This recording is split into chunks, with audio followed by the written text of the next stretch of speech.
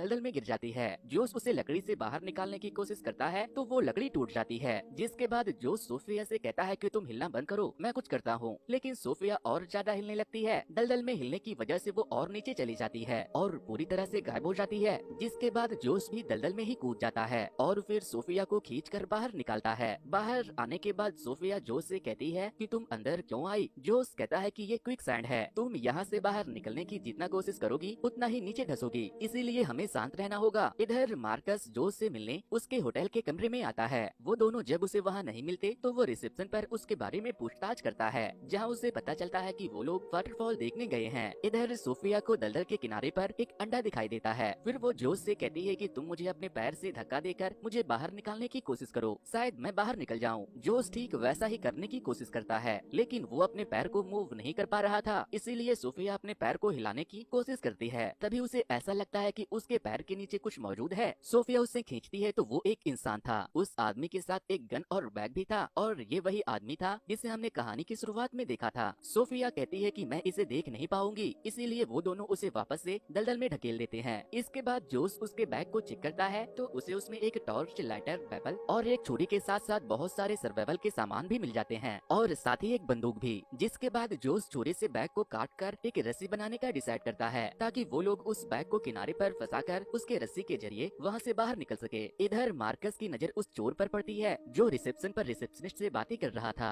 Marcus देखता है कि उस चोर के पास जो उसका बैग है। मार्कस उससे पूछता है कि ये बैग तुम्हें कहाँ मिला। ये सुनते ही वो चोर मार्कस को धक्का देकर वहाँ से भागने लगता है, लेकिन मार्कस उसे पकड़कर मारने लगता है। जिसके बाद होटल के सिक्योरिटी गार्ड मार्कस और चोर दोनों को पकड़ लेते हैं। इधर सोफिया और जोश बैग से रस्सी बनाते हुए अपने पुराने दिनों को याद कर रहे थे। बातों बातों में रस्सी बनकर तैयार हो जाती है, लेकिन वो किनारे तक नहीं पहुंच पाती। जिसके बाद सोफिया बहुत ज्यादा डिसअपॉइंट हो जाती है, जिस पर जोश कहता है कि तुम परेशान मत हो, मार्कस हमें यहाँ से निकाल लेगा। तभी वहाँ पर से उन्हें एक हेलीकॉप्टर गुजरता हुआ दिखाई देता है। वो लोग खूब आवाज लगाते हैं, लेकिन हेलीकॉप्टर तक उनकी आवाज नहीं पहुँच पाती। इसीलिए सोफिया बाइबल को जलाकर हेलीकॉप्टर को सिग्नल देने का सोचती है, लेकिन जोश उसे बाइबल जलाने नहीं देता। फिर सोफिया कहती है कि हम दोनों ऐसे ही मरने वाले हैं, जिस पर वो कहता है कि मार्कस हमें ढूंढने आता ही होगा, तुम देखना कल इस वक्त हम लोग होटल में बैठकर इस मोमेंट को याद करते हुए हंस रहे होंगे। तभी अचानक से सोफिया को बहुत सारे चींटियां काटने लगती है, जिससे कि वो तड़पने लगती है। इसीलिए जोश अपने अंडरवेयर से वोडका निकालकर सोफिया के नेक पर डालने के लिए देता है ताकि चींटियां भाग जाए, और होता भी ऐसा ही है। लेकिन सोफिया जोश के ऊपर गुस्सा करने लगती है क्योंकि वो वहाँ शराब छुपा कर लाया था और जोश के ज्यादा शराब पीने की वजह से ही सोफिया उसे छोड़ने वाली थी। सोफिया उससे पूछती है कि तुम कब आ जाओगे, तुम यहाँ भी इसे अपने साथ ले आए। जिस पर जोश कहता है कि मैं हम दोनों के डिवोर्स को लेकर काफी परेशान था, इसीलिए मैंने इसे अपने साथ ले लिया। जिसके बाद सोफिया उससे पूछती है कि तुमने हेलीकॉप्टर को देखने के बाद राइफल से शूट करके आवाज क्यों नहीं किया, कहीं तुम जानबूझकर यहाँ पर फंसे रहना तो नहीं चाहते। फिर वो जोश से राइफल अपने तरफ देने को कहती है और उसमें लगे बेल्ट को अपने बैग से बनाए रस्सी के साथ अटैच करके उसे लंबा करने का सोचती है, लेकिन तभी वहाँ पर एक सांप आ जाता है। उसे देखते ही सोफिया बहुत ज्यादा घबरा जाती है। जोश उसे शांत रहने को कहता है, लेकिन वो उन्हीं की तरफ बढ़ रहा था,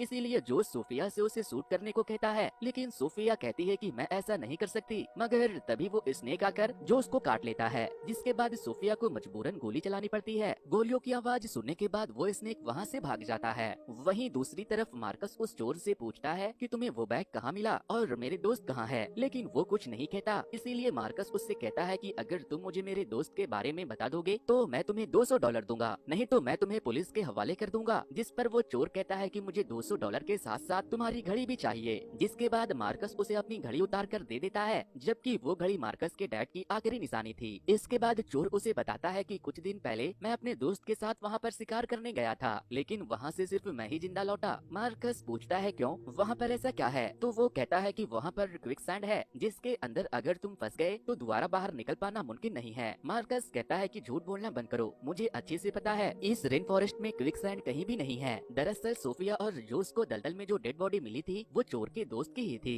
चोर कहता है कि उस जगह पर आम आदमी का जिंदा रह पाना नामुमकिन है, शायद ही तुम्हारे दोस्त जिंदा बच पाए होंगे। जिसके बाद मार्कस वहाँ से चला जाता है। इधर जोश दर्द से बहुत ज्यादा तड़प रहा था। सोफिया उससे कहती है कि तुम जितना घबराओगे तुम्हारा दिल उतना ही तेजी से धड़केगा और जहर उतनी ही तेजी से फैलेगा। जिसके बाद सोफिया उसके हाथ को देखने लगती है, जिस पर जोश कहता है कि अब मैं नहीं बचूंगा, तुम मेरे लिए कुछ नहीं कर सकती। फिर जोश उससे पूछता है कि तुम तो मुझे देखना भी नहीं चाहती थी, हमारा डिवोर्स होने वाला था, लेकिन इसके बावजूद भी तुम मेरे साथ यहाँ आने के लिए क्यों मान गए। जिस पर वो कहती कहती है कि अगर मैं होटल में रहती तो तुम मुझे लेक्चर देते रहते, इसीलिए मैंने यहाँ आने का डिसाइड किया। फिर वो जोश से पूछती है कि तुम यहाँ क्यों आए, कहीं ये सब तुम्हारे वजह से तो नहीं हो रहा है। जिस पर जोश उसे कुछ नहीं कहता और तभी सांप का जहर उसके गर्दन तक फैल जाता है और वो तड़पने लगता है। जिसके बाद सोफिया देखती है कि जोश की गर्दन की नस काली हो गई है। वो उससे कहती है कि ये धीरे धीरे तुम्हारे पूरे शरीर में फैलकर पूरे शरीर के खून को जमा देगा, जिससे तुम्हारे दिल और दिमाग तक खून पहुंचना बंद हो जाएगा और फिर तुम मर भी सकते हो। ये सुनकर जोश मुस्कुराने लगता है और कहता है कि इससे अच्छी बात और क्या हो सकती है। लेकिन सोफिया उसे मरते हुए नहीं देख सकती थी, इसीलिए वो उस लेटर से छुरी को गर्म करने की कोशिश करती है जो उसे शिकारी के बैग से मिला था। जोश कहता है कि इससे कुछ नहीं होगा, जिस पर वो कहती है कि भूलो मत, मैं एक डॉक्टर हूँ। लेकिन लेटर जल नहीं रहा था। वो बार बार उसे जलाने की कोशिश करती है और आखिरकार वो जल जाता है। जिसके बाद सोफिया छुरी को गर्म करके जोश के ब्लड क्लॉट को काट कर निकाल देती है, जिससे जोश को बहुत दर्द होता है और वो दर्द से बहुत तड़पता भी है। इसके बाद सोफिया दोबारा से छुरी को गर्म करती है और फिर उसके गर्दन पर लगा देती है ताकि वो खून के बहने से उसे रोक सके। लेकिन इस ऑपरेशन के बाद जोश बेहोश हो जाता है।